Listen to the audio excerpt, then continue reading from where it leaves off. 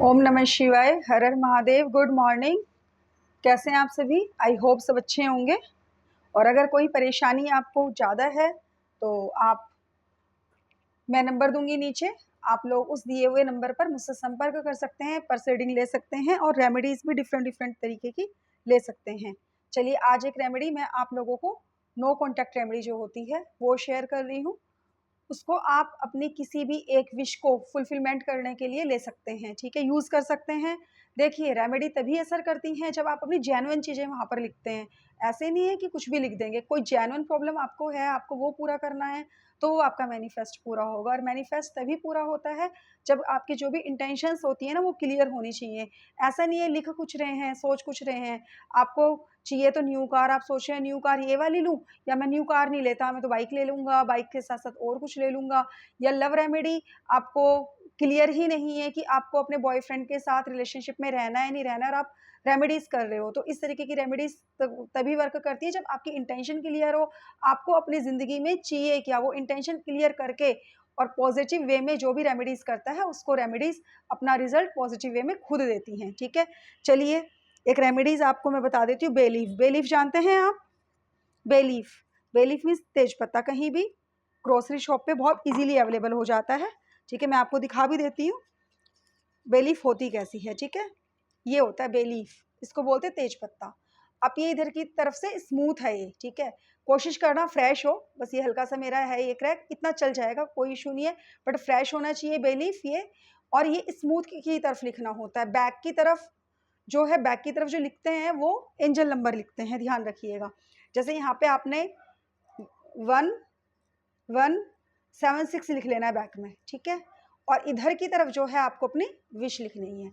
एक बार मैं टर्न कर देती हूँ दोबारा। एंजल नंबर लिखना है 1176, ठीक है? ये एंजल नंबर आपने बे लीफ के ऊपर लिख लिया। फ्रंट पे जैसे आपको क्या चाहिए, फ्रंट पे आपको ये चाहिए कि मुझे मनी मिल जाए, तो यहाँ पे आप मनी लिख देंगे, MONEY मनी, ठीक है? लव रिलेशनशिप में जो भी पार्टनर चाहिए, उस पार्टनर का नाम। जैसे आपको बाई चांस आप फीमेल हैं और आपका जो बॉयफ्रेंड है वो आपसे बात नहीं कर रहा है, तो आप क्या चाहते हो? आप ये चाहते हो कि मेरा बॉयफ्रेंड मुझसे बात करे, तो इसको ऑलरेडी किस तरीके से लिखेंगे, जैसे आपके बॉयफ्रेंड का नाम शिवांश है, कि शिवांश की और मेरी डेली प्यार भरी बातें होती हैं, ऑटोमेटिकली सोच लेंगे, ठीक है? एक बेलीफ के ऊपर आप ऐसा लिख सकते हैं। एक बार में हम 5 विश को लिख सकते हैं। जैसे एक बेलीफ ये हो गई, सेकंड बेलीफ हो गई, है ना? इस तरीके से 5 बे लीफ मैं आपको दिखा रही हूँ। अब 5 बे लीफ के ऊपर इस तरीके से, जैसे 3 हो गई है,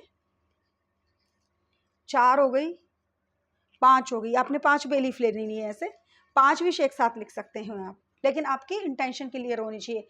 सबके पीछे 1176 लिखना है, 1176, 1176, 1176, बहुत विश्वास के साथ 1176।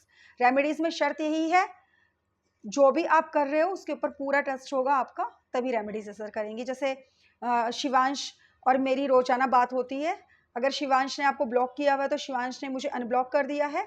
दूसरे पे शिवांश मुझे डेली कॉल कर रहा है। चौथे पे शिवांश और मेरा रिश्ता बहुत अच्छा चल रहा है। शिवांश अब मेरे लिए खुद से एफर्ट्स करता है। इस तरीके से 5। अगर मेल है तो वो अपनी गर्लफ्रेंड के हिसाब से अपने आप अपनी लैंग्वेज में लिख सकते हैं, लैंग्वेज का कोई इशू नहीं है, इंग्लिश में लिखें, हिंदी में लिखें। अच्छा, लव रिलेशनशिप के लिए लिख रहे हैं तो रेड पेन यूज़ करेंगे।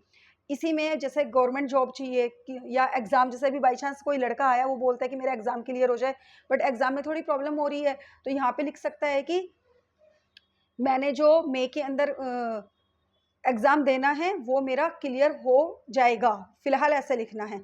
और अगर आपका रिज़ल्ट आने वाला है, कि जो रिज़ल्ट को कैसे लिखेंगे कि मई में जो मेरा रिज़ल्ट आया है, आएगा, वो पॉज़िटिव आएगा, मेरा एग्ज़ाम क्लियर हो जाएगा। इस तरीके से आप 4 से 5 बे लीफ के ऊपर अलग-अलग विश लिख सकते हैं। यहाँ पे करियर की भी चलती है, थर्ड पार्टी की भी चलती है, बाकी अपने-अपने केस के ऊपर भी डिपेंड होता है।